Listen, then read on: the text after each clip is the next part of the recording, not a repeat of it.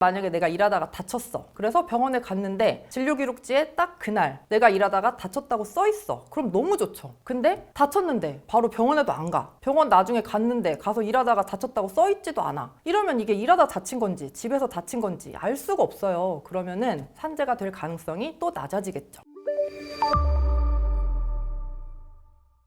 오늘은 일하다 다친 경우 초반에 어떻게 해야 되는지 알려드리도록 하겠습니다. 아니 다친 것도 서럽고 아프고 정신도 없는데 그 와중에 또 뭘 해야 된다고? 너무 빡센데? 라고 생각하시는 분도 많을 텐데요. 어려운 건 아니지만은 나중에 산재 신청하시려면은 꼭 필요하니까 잠깐 집중해주세요.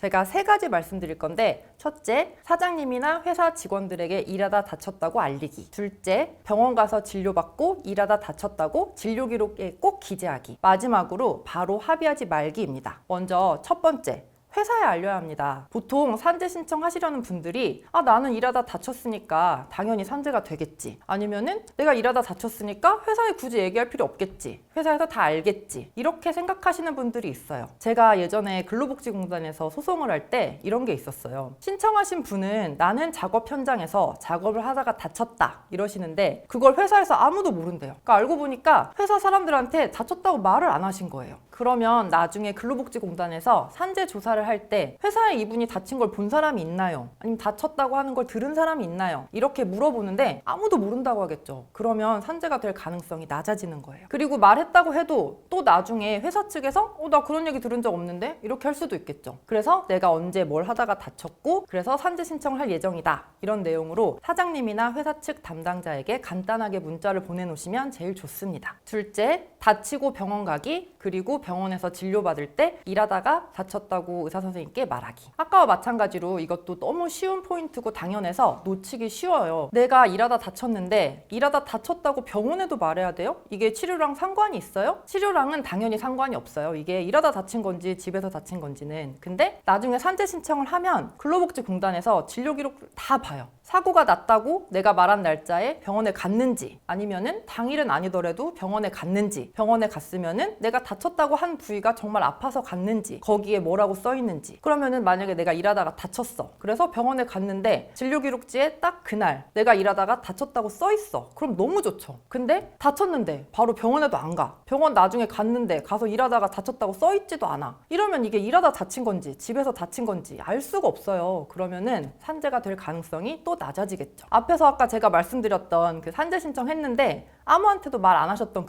그분이 또 병원에도 늦게 가셨어요. 한 일주일인가? 있다가 가셨대요. 근데 일하다 다쳤다고 말씀도 안 한 거예요, 병원에. 그러면은 담당자 진료기록지 딱 떼보고 이게 정말 해주고 싶어도 해줄 수가 없어요. 세 번째, 회사나 보험사하고 바로 합의하지 말기. 산재가 거의 확실한 경우에는 가끔 회사에서 합의하자고 하거나 아니면 교통사고인 경우에 보험사에서 합의하자고 말할 수도 있거든요. 이런 경우에 치료도 받아야 되고 일도 못할 것 같고 돈은 이제 필요하고 이러다 보니까 합의를 하시는 분들이 좀 있어요. 물론 다치면 좀 불안하고 이렇게 좀 하니까 합의를 하실 수는 있는데 이게 산재 같은 경우에는 중복 보상이 안 되기 때문에 미리 돈을 받아버리면 어떤 항목으로 어떻게 받는지에 따라서 받을 수 있는 총 금액 자체가 달라질 수 있어요. 그래서 합의하자고 하면은 바로 하지 마시고 그러면 얼마를 어떻게 주실지 한번 제안해 보시면은 제가 생각 좀 해보겠습니다. 이렇게 즉답을 일단 피하시는 게 좋아요. 그리고 이런 합의금 같은 경우 생각보다 금액이 좀 클 수가 있거든요. 그래서 합의서 작성 같은 경우는 이런 전문가와 상의하시면 제일 좋습니다. 여기까지 일하다 다쳤을 때 초반에 챙겨야 할 것 3가지 말씀드렸는데요. 이게 알면 쉽게 챙길 수 있지만은 몰라서 못하고 그러면은 나중엔 할 수도 없어요. 그렇게 되면 결과가 당연히 안 좋겠죠. 그러니까 이 영상 보시고 제가 말씀드린 3가지는 꼭 챙기시길 바라겠습니다. 여기까지 법무법인 태솔의 민지연 변호사였습니다.